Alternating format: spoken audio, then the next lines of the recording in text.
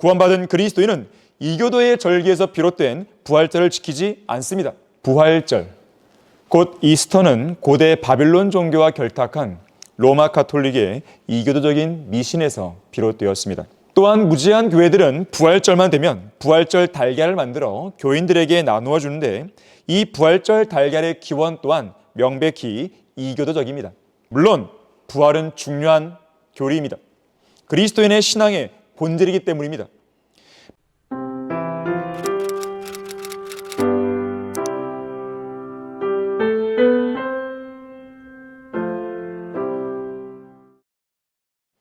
안녕하십니까? 성경침례교회 담임 목사 박승용입니다.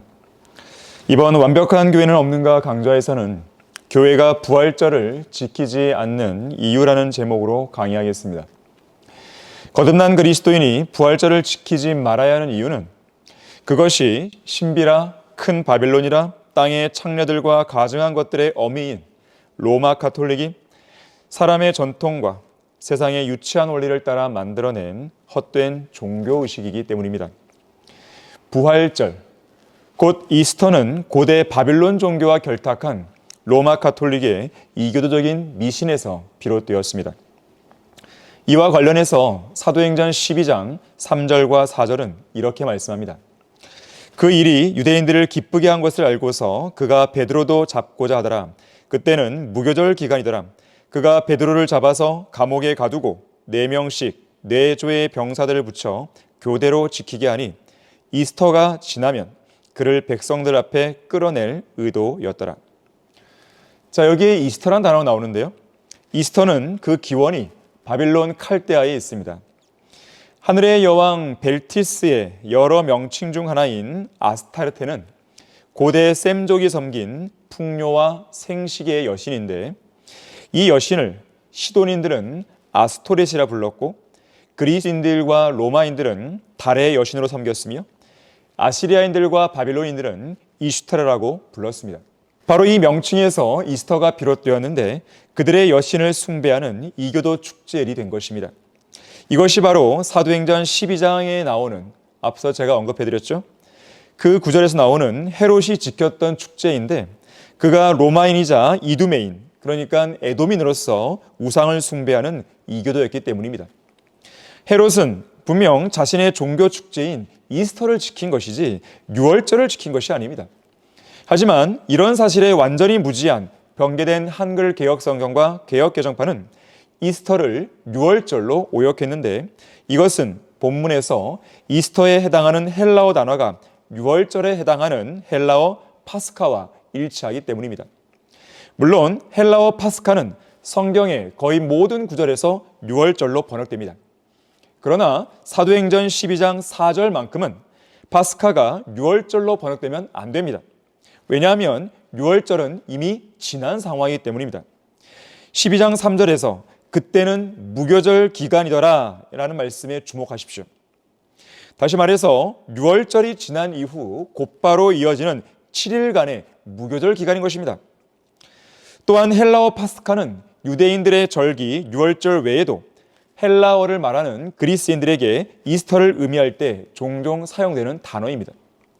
더구나 헤롯이 유대인들의 절기인 유월절을 지켜야 할 이유가 어디 있겠습니까?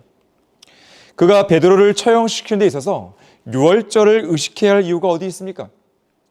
그런 이교도들은 예수 그리스도를 유월절에 십자가에 못 박아 죽일 만큼 자기들과 아무 상관도 없는 유월절을 결코 의식하지 않았습니다.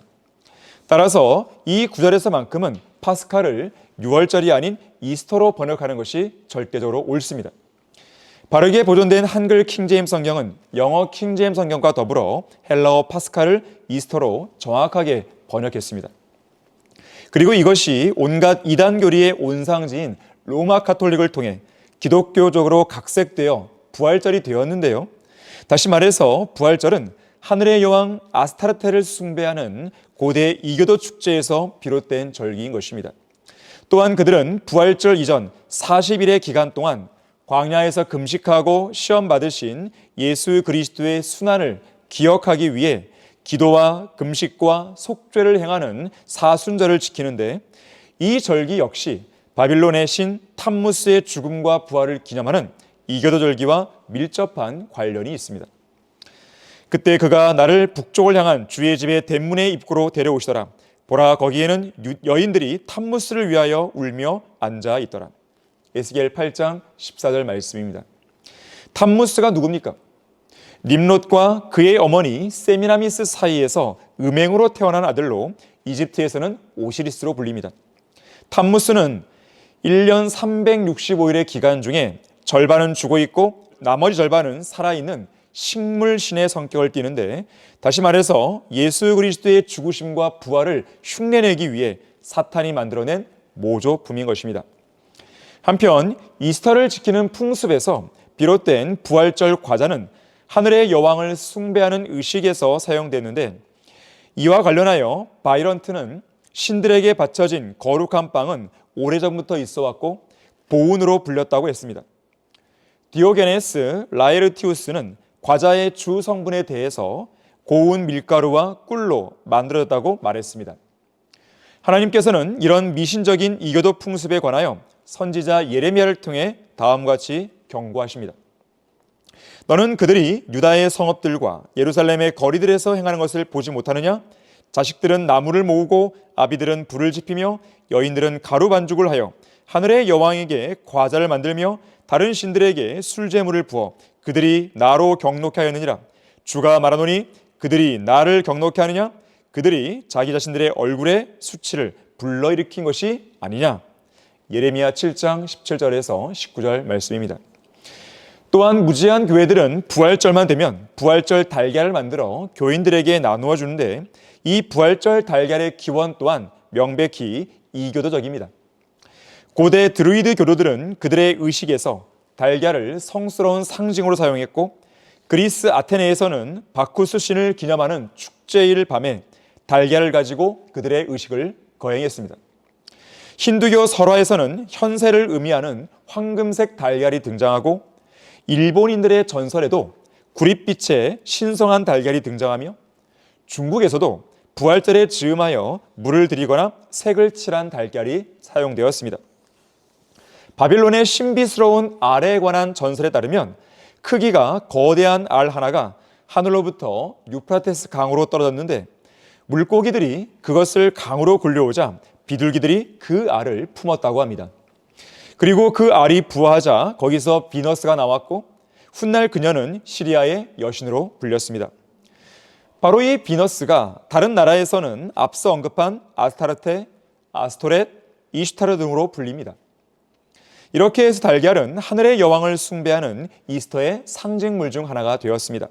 말하자면 로마 가톨릭은 아스타르테의 알 신화를 기독교적으로 각색하여 예수 그리스도의 부활의 상징으로 삼은 것입니다. 종교 의식으로 달걀 껍데기를 예쁘게 꾸미는 관습은 고대로부터 있었는데요. 특히 아프리카에서는 타조알을 사용했고, 고대 북유럽 튜턴족에서는 봄의 여신인 에오스트레를 기념하면서 다산과 풍요를 상징하는 토끼와 달걀을 사용했습니다. 어떤 교회에서는 예수 그리스도의 십자가 사건의 의미를 부여하기 위해 달걀 껍데기를 빨간색으로 물들이기도 합니다. 저도 과거에 무지했던 당시에 CCC라는 대학교 선교단체에 몸담고 있었을 때 부활절을 즈음해서 너무나 어리석게도 달걀을 삶아 예쁘게 꾸미고 예쁜 비닐로 열심히 포장했던 기억이 납니다.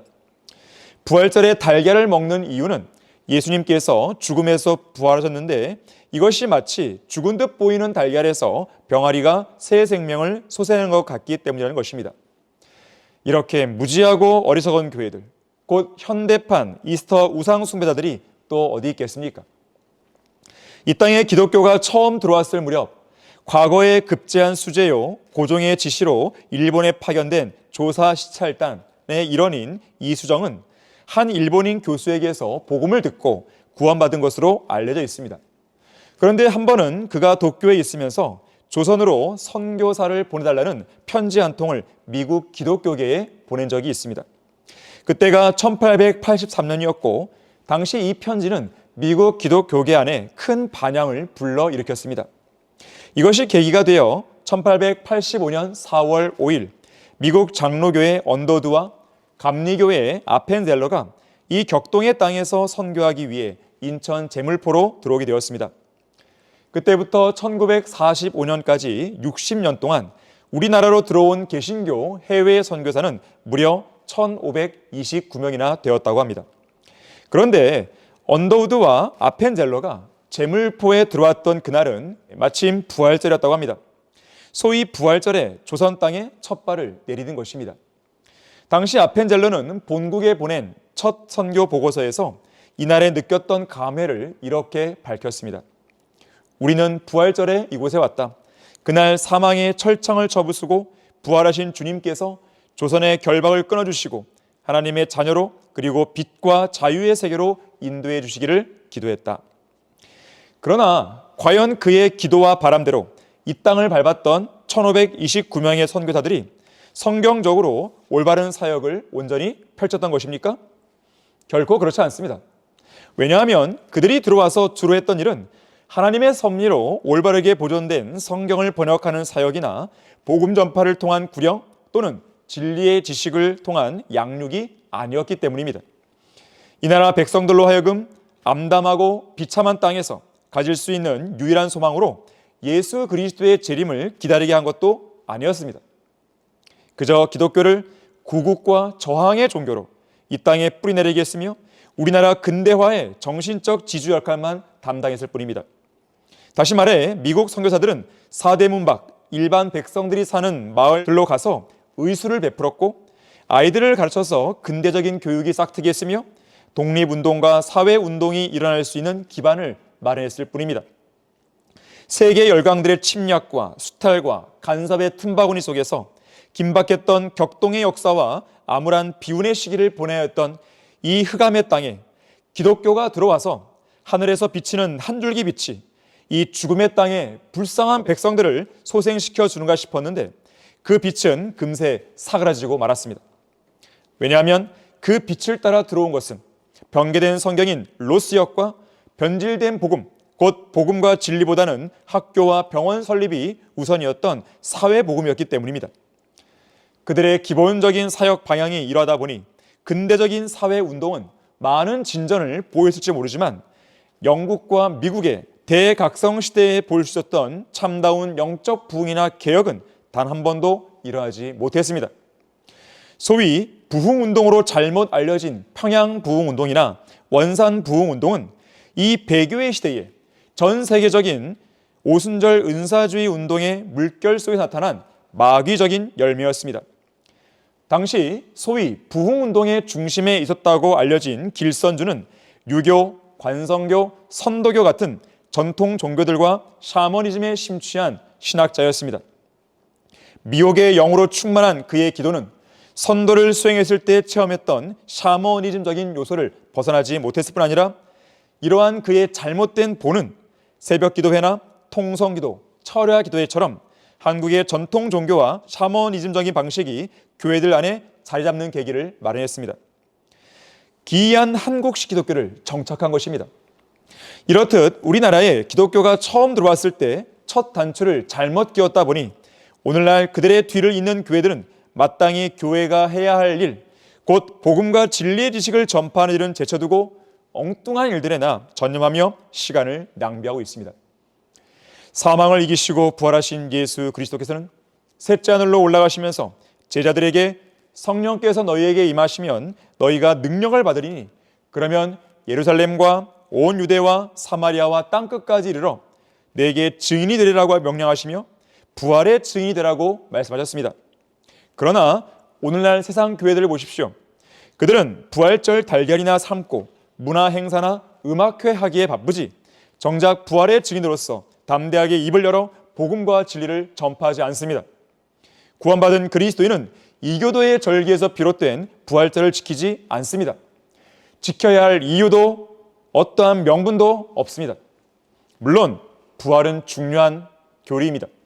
그리스도인의 신앙의 본질이기 때문입니다. 마틴 루터는 부활은 기독교 교리의 핵심이라고 말했습니다. 우리의 구주이신 예수 그리스도께서는 우리가 마땅히 죽었어야 할 죽음의 자리에서 우리 대신 십자가에 못 박혀 죽으셨습니다. 우리가 당연히 묻혔어야 할 그 무덤의 자리에 우리 대신 묻혀 계셔야 했고 우리가 응당 감당했어야 할 진노와 저주의 자리에서 우리 대신 하나님의 진노와 죄에 대한 저주를 받았으며 우리가 반드시 영원한 불길 가운데서 영원히 고통받았어야 할 지옥의 자리까지 우리 대신 갔다 오셨습니다. 그러나 주님께서는 지옥과 사망의 열쇠들을 가지고 계셨기에 지옥의 문들과 사망의 문들을 열어주셨고 또 죽음을 이기시고 무덤에서 나와 바로 그 부활의 자리에 서셔서 그분을 구주로 믿고 구원받아 영생을 얻으라고 죄인들을 초청하십니다. 그리고 그 초청의 자리로 나아와 구원받은 성도들의 경우에 부활하신 예수 그리스도의 복음을 전파하라는 명령과 함께 그들을 보내시면서 파송의 자리에 세우십니다. 예수님께서 부활하신 첫날에 영과 진리로 경배를 드리는 자리에 서 있는 성도는 단 한 사람의 예외도 없이 복음 전파의 의무를 지니고 주님을 섬기는 신실한 일꾼들의 자리에 서 있음을 한순간도 잊어서는 안 됩니다.